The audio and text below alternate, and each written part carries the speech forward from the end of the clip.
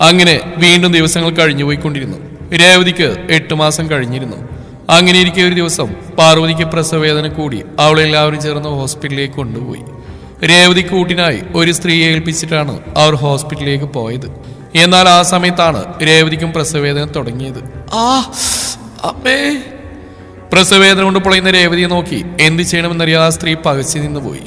അയ്യോ മോളെ, കരയില്ലേ, സമാധാനമായിട്ടിരിക്കെ, ഞാൻ വണ്ടി വിളിച്ചിട്ട് വരാം, നമുക്ക് ഹോസ്പിറ്റലിലേക്ക് പോവാം. കട്ടിൽ കിടന്ന് പൊളയുന്ന രേവതിയെ ആശ്വസിപ്പിക്കാൻ ശ്രമിച്ചുകൊണ്ട് അവർ വേഗം പുറത്തേക്ക് ഇറങ്ങി ഓടി. ഹോസ്പിറ്റലിൽ പോയവരെങ്ങനെ വിവരമറിയിക്കണമെന്ന് ആ നിമിഷം അവർക്ക് അറിയില്ലായിരുന്നു. ആ രാത്രിയിൽ എന്ത് ചെയ്യണമെന്നറിയാതെ അവർ മുറ്റത്തേക്ക് ഇറങ്ങി ഓടി. അയൽപക്കത്ത് ആരെങ്കിലും വിളിക്കാമെന്ന് കരുതി അവർ പടിപ്പുര കടന്ന് പുറത്തേക്ക് ഇറങ്ങിയതും കുറച്ചു മാറി എതിർവശത്തു നിന്നും പതിയെ വരുന്ന ബെൻസിന്റെ C-ക്ലാസ് മോഡൽ കാർ കണ്ടു. അവരുടെ കണ്ണുകളൊന്ന് വിടർന്നു. കാരണം ആ നാട്ടിൽ സൂര്യമംഗലത്തെ സൂര്യനാരായണന് മാത്രമേ ആ ഒരു കാർ ഉണ്ടായിരുന്നുള്ളൂ. അതുകൊണ്ട് തന്നെ കൂടുതലൊന്നും ചിന്തിക്കാതെ അവർ വേഗം ആ കാറിന് മുന്നിലേക്ക് കൈകൾ നീട്ടി നിന്നു.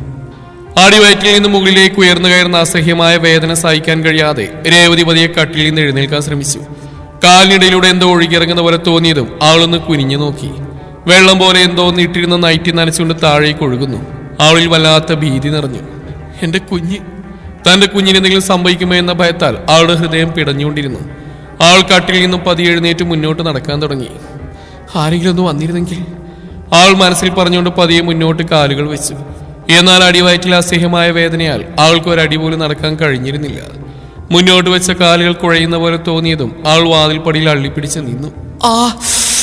പെട്ടെന്ന് അടിവയറ്റിലൂടെ ഒരു മിന്നൽ പിണർ പാഞ്ഞു പോകുന്ന പോലെ തോന്നിയതും അവൾ ഒരു അലർച്ചയോടെ മുന്നോട്ടേക്ക് ആഞ്ഞു.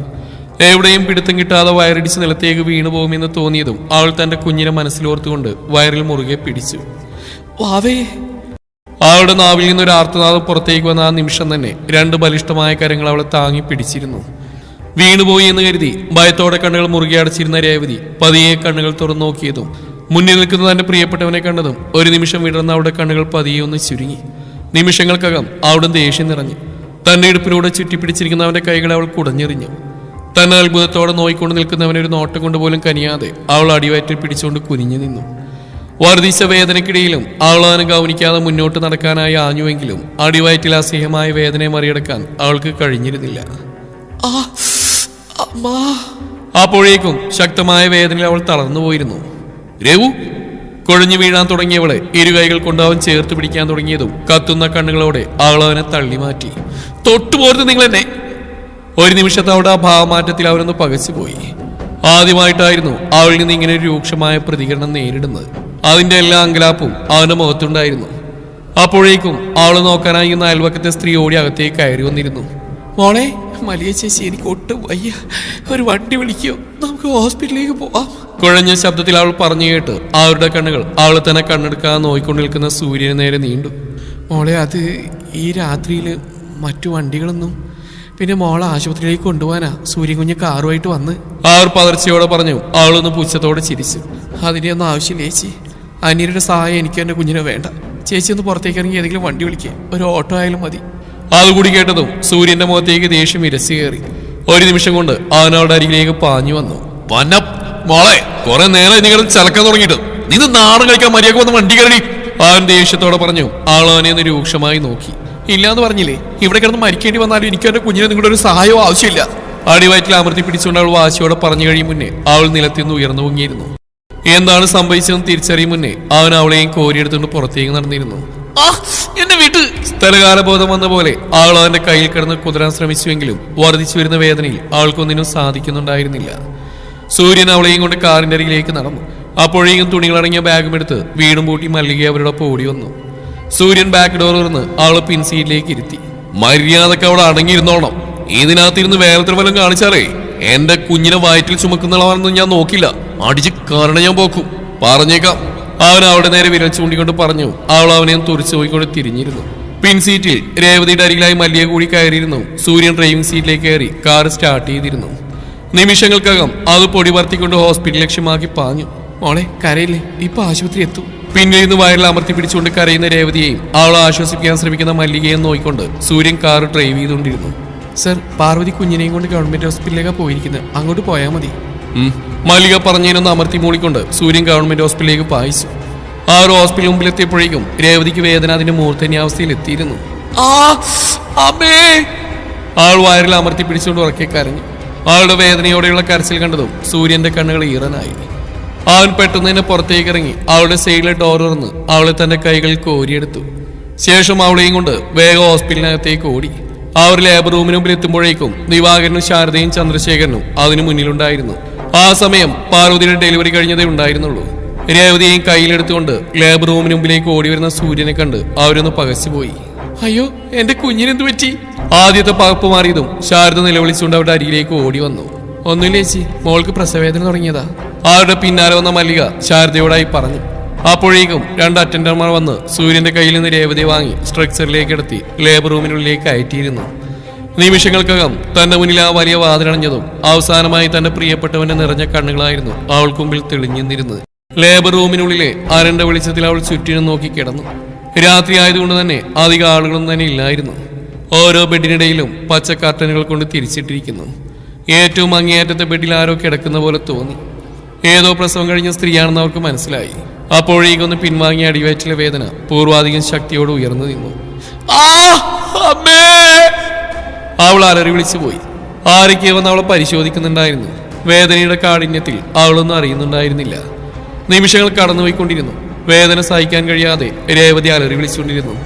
വേദനയുടെ മൂർധന്യാവസ്ഥയിൽ അവൾക്ക് ബോധം നശിക്കുന്ന പോലെ തോന്നി.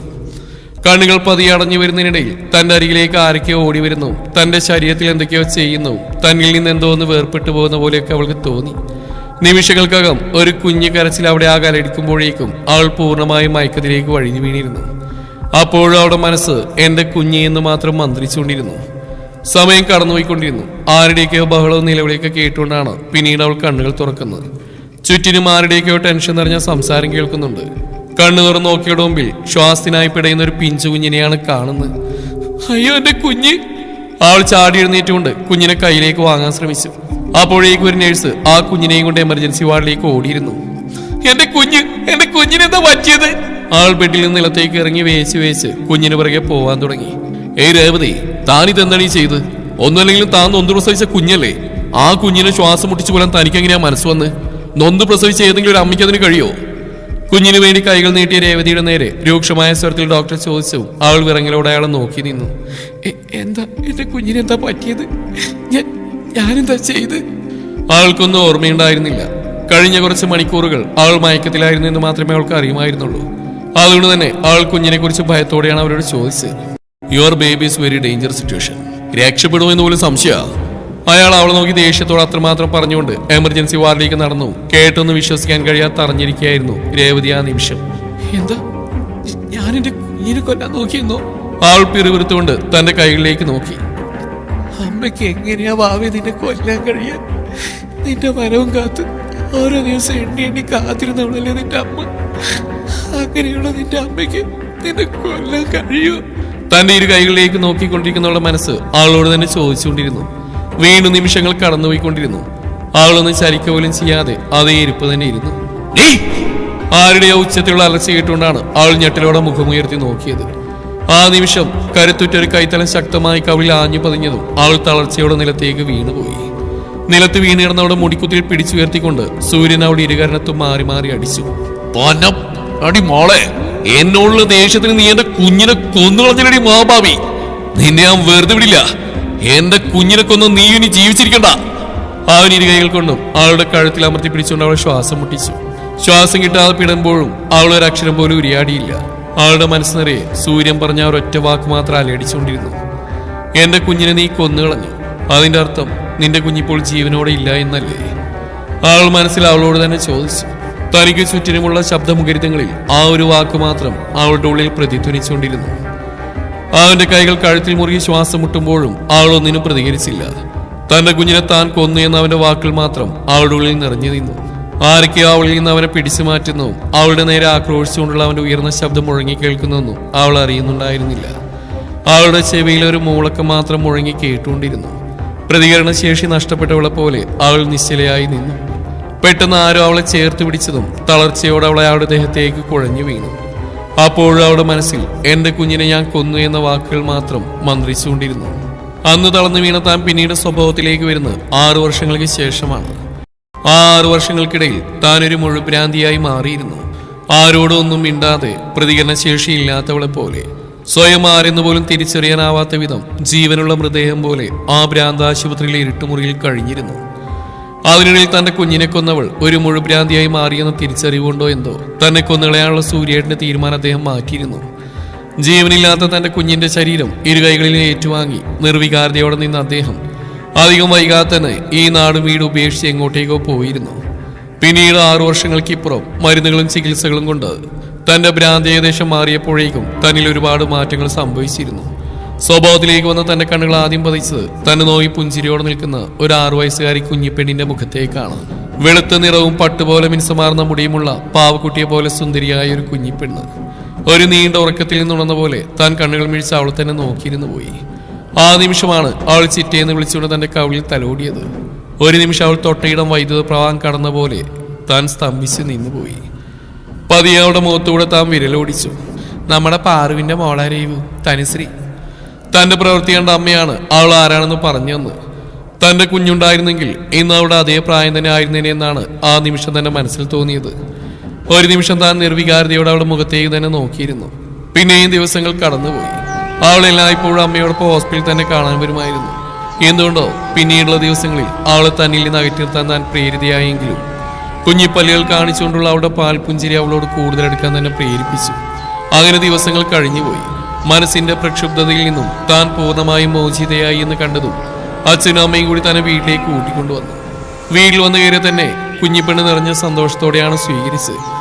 ചിറ്റയെ ചിറ്റയെ എന്ന് വിളിച്ചുകൊണ്ട് അവളെപ്പോഴും തന്റെ പിന്നാലെ തന്നെ നടന്നു. അവരിൽ ചേച്ചിക്ക് വല്ലാത്ത അസ്വസ്ഥയുണ്ടായിരുന്നു തോന്നിയെങ്കിലും താനത് മൈൻഡ് ചെയ്യാൻ പോയില്ല. അതിനിടയിൽ ഒരിക്കൽ പാർവതി ചേച്ചിയുടെ നാവിൽ നിന്നും അന്ന് നടന്ന സംഭവങ്ങളും അതിനുശേഷമുണ്ടായ കാര്യങ്ങളെല്ലാം അറിഞ്ഞിരുന്നു. പ്രസവശേഷം അബോധാവസ്ഥയിലേക്ക് പോയ താൻ ഏതോ ഒരു നിമിഷം ഉണർന്നു എന്നും തന്റെ അരികിൽ കിടന്ന കുഞ്ഞിനെ ഭ്രാന്തി പിടിച്ചവളെ പോലെ ശ്വാസം മുട്ടിച്ചു കൊന്നു എന്നും ചേച്ചി പറഞ്ഞപ്പോൾ ആ നിമിഷം താൻ മരിച്ചു പോയിരുന്നുവെങ്കിലെന്ന് ആത്മാർത്ഥമായിട്ട് ആഗ്രഹിച്ചു പോയി. ചേച്ചിയുടെ നാവിൽ നിന്നാണ് തനിക്ക് പിറന്ന ഒരു പെൺകുഞ്ഞായിരുന്നു താൻ അറിയുന്നത്, തന്റെ പൊന്നുമോൾ. ആ ഓർമ്മയിൽ തന്റെ കണ്ണുകൾ നിറഞ്ഞൊഴുകിക്കൊണ്ടിരുന്നു. തന്നെ കുത്തി നോയിക്കാൻ വേണ്ടിയാണ് ചേച്ചി അതൊക്കെ പറയുന്നെങ്കിലും മനസ്സിന്റെ വേദനയെ പിടിച്ചെടുത്താൻ ആ നിമിഷം തനിക്ക് കഴിഞ്ഞിരുന്നില്ല. കണ്ണുകൾ നിറഞ്ഞൊഴുകിക്കൊണ്ടിരിക്കുന്ന തന്റെ കവിളിൽ ഒരു കുഞ്ഞുമുത്തം നൽകിക്കൊണ്ട് ആശ്വസിപ്പിച്ചത് ആ കുഞ്ഞിപ്പെണ്ണായിരുന്നു. പിന്നെയും ദിവസങ്ങൾ കഴിഞ്ഞു പോകും തോറും താൻ പതിയെ സാധാരണ നിലയിലേക്ക് എത്തിച്ചേർന്നിരുന്നു. അതുകൊണ്ട് തന്നെ വീട്ടിൽ വെറുതെ ഇരിക്കുമ്പോൾ ഓരോരോ ചിന്തകളാൽ തന്നെ മനസ്സ് വേദനിക്കുമെന്ന് മനസ്സിലാക്കിയ അച്ഛൻ തന്നെ പഠിക്കാനായി ഒരു ഇൻസ്റ്റിറ്റ്യൂട്ടിൽ കൊണ്ട് ചേർത്തു. അതിനിടയിൽ അയൽക്കാരും തന്നെ ഒരിക്കൽ പോലും തന്നോട് സൂര്യനാരായണനെ കുറിച്ചോ തന്റെ കുഞ്ഞിനെ കുറിച്ചോ ഒന്നും തന്നെ ചോദിക്കാഞ്ഞതും അതിന്റെ പേരിലൊന്നും പറഞ്ഞ് കളിയാക്കാത്തൊക്കെ താൻ ശ്രദ്ധിച്ചിരുന്നു. എങ്കിലും സൂര്യമംഗലത്തുകാരുടെയും മനക്കലുകാരുടെയും പണത്തിന്റെയും പ്രതാപത്തിന്റെയും ബലത്തിൽ അതൊക്കെ അവരുടെ ഉള്ളിൽ തന്നെ രഹസ്യമായിരുന്നുള്ളൂവെന്ന് തനിക്കറിയാമായിരുന്നു. അങ്ങനെ വീണ്ടും ദിവസങ്ങളും മാസങ്ങളും കഴിഞ്ഞു പോകുന്നതിനിടയിൽ ചേച്ചിക്ക് ഒരു കുഞ്ഞുകൂടി പിറന്നു, തൻവി, ഞങ്ങളുടെ കുഞ്ഞു. പിന്നീട് കുഞ്ഞു ജനിച്ച് 3 വർഷം കഴിഞ്ഞപ്പോഴാണ് ചേച്ചിയും ചേട്ടനും ഒരു ആക്സിഡന്റിൽ മരണപ്പെടുന്നത്. അന്ന് താൻ പഠനമൊക്കെ കഴിഞ്ഞ് ബാങ്കിൽ ജോലി കയറിയിരുന്നു. അതിനിടയിൽ ഒരിക്കൽ പോലും താൻ പിന്നെ സൂര്യനാരായണനെ കുറിച്ചോ അയാളുടെ കുടുംബത്തെക്കുറിച്ചോ ഒന്നും തന്നെ അന്വേഷിച്ചിരുന്നില്ല. പൂർണ്ണമായും അയാളെ മറവിലേക്ക് വിട്ടുകൊടുത്തുകൊണ്ടായിരുന്നു താൻ തന്റെ പുനർജന്മം ജീവിച്ചു തുടങ്ങിയത്. അച്ഛനും അമ്മയും കൂടി പോയപ്പോൾ താൻ പൂർണ്ണമായും തന്റെ മക്കളിലേക്ക് മാത്രമായി ഒതുങ്ങിപ്പോയിരുന്നു. അവരുമൊത്തുള്ള സന്തോഷപൂർണമായ ഒരു ജീവിതം മാത്രമേ താൻ പിന്നെ കൊതിച്ചിരുന്നുള്ളൂ. എന്നാൽ ആ സന്തോഷം കെടുത്തിക്കളയാനായി അയാളുടെ രക്തം തന്നെ വരുമെന്ന് കരുതിയില്ല. മനക്കിലെ ദേവദത്തൻ തനുവിനെ വിവാഹം ചെയ്യുമ്പോൾ അവൻ അവളോടുള്ള ഇഷ്ടം കൊണ്ടായിരിക്കുമെന്നായിരുന്നു താൻ കരുതിയിരുന്നത്. എന്നാൽ എല്ലാം ചതിയായിരുന്നു. തന്നോടുള്ള അവരുടെ പക തീർക്കാനുള്ള വെറൊരു ഉപകരണം മാത്രമായിരുന്നു അവർക്ക് തന്റെ കുഞ്ഞ്. ഇല്ല, ഇനി എന്റെ കുഞ്ഞിനെ ദ്രോഹിക്കാൻ അവരെ ഞാൻ അനുവദിക്കില്ല. ഇപ്പൊ തന്നെ എനിക്ക് വേണ്ടി എന്റെ കുഞ്ഞ് ഒത്തിരി സഹിച്ചു. ഇനി അത് ഉണ്ടാവാൻ പാടില്ല. ഞാൻ രക്ഷിക്കും എന്റെ കുഞ്ഞിനെ. എന്റെ ജീവൻ കൊടുത്തിട്ടായാലും എന്റെ തനുമോളെ ഞാൻ രക്ഷിച്ചിരിക്കും. ഉറച്ച ശബ്ദത്തിൽ അവൾ ദൃഢപ്രതിജ്ഞ എടുത്തുകൊണ്ട് അവിടുന്ന് പതിയെ എഴുന്നേറ്റു. ശേഷം നിറഞ്ഞൊഴുകുന്ന കണ്ണുകൾ അമർത്തി തുടച്ചുകൊണ്ട് അവൾ ഉറച്ച കാൽവെപ്പുകളോടെ മനക്കൽ തറവാട് ലക്ഷ്യമാക്കി വേഗത്തിൽ നടന്നു. മനക്കൽ തറവാട്ടിൽ ദത്തിന്റെ മുറിയിൽ തനുവിന്റെ നാവിൽ നിന്ന് വീണ വാക്കുകൾ കേട്ട് പകപ്പോടെ നിൽക്കായിരുന്നു ദത്തനും ഗൗരിയും. തനു! തനുവിന്റെ ഭാഗത്തുനിന്ന് അങ്ങനെ നീക്കം പ്രതീക്ഷിക്കായിരുന്ന ദത്തൻ ദേഷ്യത്തോടെ അവൾ വിളിച്ചു. എന്താ ദേവേട്ട, എന്തെങ്കിലും പറയാനുണ്ടോ? അവന്റെ ഭാവമാറ്റം ശ്രദ്ധിക്കാതെ അവൾ അവനോടായി ചോദിച്ചു. നീ എന്താ തനു ഈ പറയുന്നത്? ഗൗരി നമ്മുടെ ഗസ്റ്റാണ്, അത് മറക്കരുത്. അവൻ അവൾ നോക്കി കടുപ്പത്തോടെ പറഞ്ഞു. അവളൊന്ന് പുച്ഛി ചിരിച്ചു. ഗസ്റ്റ് അല്ലേ, അല്ല വീട്ടുകാരിയൊന്നുമല്ലല്ലോ. ഇനി വീട്ടുകാരിയാണെങ്കിൽ പോലും ഭാര്യ ഭർത്താക്കന്മാരുടെ മുറി കയറി വരുമ്പോൾ പാലിക്കേണ്ട കുറച്ച് മര്യാദയുണ്ട്. ഇത്രയും വയസ്സും പ്രായമൊക്കെ ആയില്ലേ, എന്നിട്ട് ഇതുവരെ അതൊന്നും അറിയില്ലേ? യാതൊരു കുറ്റബോധം കൂടാതെ ഗൗരിയുടെ മുഖത്ത് നോക്കി അങ്ങനെ പറയുമ്പോൾ തനുവിന്റെ മനസ്സ് നിറയെ രാവിലെ കേട്ട ഗൗരിയുടെയും ദത്തന്റെയും സംഭാഷണമായിരുന്നു. തനു ഹോൾഡ് യുവർ ടങ്. നീ എന്തൊക്കെയാ വിളിച്ചു പറയുന്നത് നിനക്ക് വല്ല ബോധമുണ്ടോ? ഷീസ് അവർ ഫ്രണ്ട്. ദത്തൻ അവളുടെ വാക്കുകൾ വിലക്കിക്കൊണ്ട് ദേഷ്യത്തോടെ പറഞ്ഞു. എൻ്റെ അല്ല, ദേവേട്ടൻ്റെ ഫ്രണ്ട് മാത്രമായി ഇവള്. പിന്നെ ഞാൻ എന്താ പറയുന്നത് എനിക്ക് നന്നായിട്ട് അറിയാം ദേവേട്ട. പക്ഷേ നിങ്ങൾ ചെയ്യുന്ന പ്രവർത്തിക്കുന്ന എന്തൊക്കെയാണെന്ന് നിങ്ങൾക്ക് വരെ ബോധമുണ്ടോ? അവൾ അവരിരുവരെയും നോക്കിക്കൊണ്ട് ചോദിച്ചു. കാര്യം മനസ്സിലായതുപോലെ ദത്തൻ തലകുനിച്ചു. എന്നാൽ ഗൗരി അവൾ എന്താണ് ഉദ്ദേശിക്കുന്നത് മനസ്സിലാവാതെ അവരിരുവരെയും മാറി മാറി നോക്കിക്കൊണ്ട് നിൽക്കുകയായിരുന്നു. എന്താ ദേവേട്ട, ഞാൻ ചോദിച്ചതിന് മറുപടിയില്ലേ? അവൾ ദത്തന്റെ മുഖത്തേക്ക് നോക്കിക്കൊണ്ട് ഒന്നുകൂടെ കടുപ്പിച്ച് ചോദിച്ചു. അവൻ മുഖമേറ്റി അവളെ നോക്കി. തനു, ഞാൻ തന്നോട് എല്ലാം പറയാം. അതിനുവേണ്ടി തന്നെയാ വന്നുകൂടെ തന്റെ അരികിലേക്ക് ഞാൻ ഓടി വന്നത്. പക്ഷെ അതിനും എനിക്ക് ഗൗരിയോടും സംസാരിക്കണം, അവൻ പറഞ്ഞു. അവൻ രൂക്ഷമായി നോക്കി. പറ്റില്ല, ഈ കഴിഞ്ഞ 1 മാസം നിങ്ങൾ പരസ്പരം സംസാരിക്കുന്നുണ്ടായിരുന്നല്ലോ. എന്നെയല്ലേ ഒഴിവാക്കിയിരുന്നു, എന്നോടല്ലേ സംസാരിക്കാതിരുന്നത്? അവൾ വാശിയോടെ പറഞ്ഞു. ദത്തനും ഗൗരിയും പരസ്പരം നോക്കി. അവരിൽ അത്ഭുതമായിരുന്നു. അവർ ഫോണിൽ സംസാരിച്ച കാര്യം തനു എങ്ങനെ അറിഞ്ഞു എന്നായിരുന്നു അവർ ചിന്തിച്ച്. തനു നീ കരുതുന്ന പോലെയല്ല മോളെ ഗൗരി. വേണ്ട, അവനെന്തോ പറയാൻ തുടങ്ങിയതും അവൾ കൈ ഉയർത്തി അവൻ തടഞ്ഞു. നിങ്ങളിപ്പോൾ എന്ത് പറഞ്ഞാലും അതൊന്നും എന്നോട് ചെയ്തതിനുള്ള ന്യായീകരണമല്ല ദേവേട്ട. അന്ന് ഇവിടേക്ക് 1000 ദിവസം ഇറങ്ങിപ്പോയതാ നിങ്ങൾ. പിന്നെ ഞാൻ നിങ്ങളെ കാണുന്ന ഇതിനിടയിൽ ഒരിക്കൽ പോലും നിങ്ങൾ എന്നെ ഒന്നും വിളിച്ചിട്ടില്ല, സംസാരിച്ചിട്ടില്ല. പൂർണ്ണമായിട്ട് എന്നെ അവഗണിക്കുകയായിരുന്നു. പക്ഷേ ഈ ദിവസങ്ങളൊക്കെ നിങ്ങൾ ഇവിടെ വിളിച്ച് സംസാരിക്കാറുണ്ടായിരുന്നു, ഇവിടെ കാര്യങ്ങൾ അന്വേഷിക്കാറുണ്ടായിരുന്നു. എന്നേക്കാൾ കൂടുതൽ പ്രാധാന്യം കൊടുക്കാൻ മാത്രം ഇവർ നിങ്ങളുടെ ആരാ? അത് ചോദിക്കുമ്പോൾ ദേഷ്യവും വാശിയും കൊണ്ട് അവളുടെ മുഖമാകെ വലിഞ്ഞു മുറുകിയിട്ടുണ്ടായിരുന്നു. ഒരു നിമിഷം 6-3 പേർക്കിടയിൽ നിശബ്ദം നിറഞ്ഞിരുന്നു. ദത്തന്റെ മനസ്സാകെ അസ്വസ്ഥമായി. തനുവിനെയും കുറ്റം പറയാൻ പറ്റില്ല. തന്റെ ഈ ദിവസങ്ങളിലെ പ്രവൃത്തി അങ്ങനെയുള്ളതായിരുന്നു. അവളെ ഒന്ന് വിളിക്കുക പോലും ചെയ്യാതെ മറ്റൊരു പെണ്ണിനോട് ഫോൺ ചെയ്യുകയും സംസാരിക്കുകയും ചെയ്താൽ ആരായാലും സംശയിക്കും. അവൻ ദയനീയമായി ഗൗരിയെ നോക്കി. അവളും എന്തു പറയണമെന്നറിയാതെ പതറി നിൽക്കുകയായിരുന്നു. തനു, നീ ഇപ്പൊ പറയുന്നതിൽ നിന്നും നീ ഞങ്ങൾ തെറ്റിദ്ധരിച്ചിരിക്കുകയാണെന്ന് മനസ്സിലായി. പക്ഷെ നീ കരുതുന്ന പോലെ ഞാനും ദത്തനും തമ്മിൽ യാതൊരു ബന്ധവുമില്ല. എല്ലാം നിന്റെ തോന്നല. ഒട്ടൊരു നിമിഷത്തിന് ശേഷം ഗൗരി തനുവിന്റെ അരികിലേക്ക് ചെന്നിരുന്നുകൊണ്ട് പറഞ്ഞു. ഓ, ഒരു ബന്ധമില്ലായിട്ടായിരിക്കും അല്ലേ ഇയാളുടെ കോളുകൾ ഡെയിലി നിന്റെ ഫോണിലേക്ക് വരുന്നത്? സ്വന്തം ഭാര്യയൊന്നും വിളിക്കാൻ നേരമില്ല, മറ്റുള്ളവരെ വിളിക്കാൻ ഇഷ്ടംപോലെ സമയമുണ്ട് താനും. ആൾ പരിഹാസത്തോടെ പറഞ്ഞു. ഗൗരി എന്തു പറയണമെന്നറിയാതെ ദത്തനെ നോക്കി. അവനും അതിന് മറുപടിയൊന്നും ഉണ്ടായിരുന്നില്ല. തുടരും.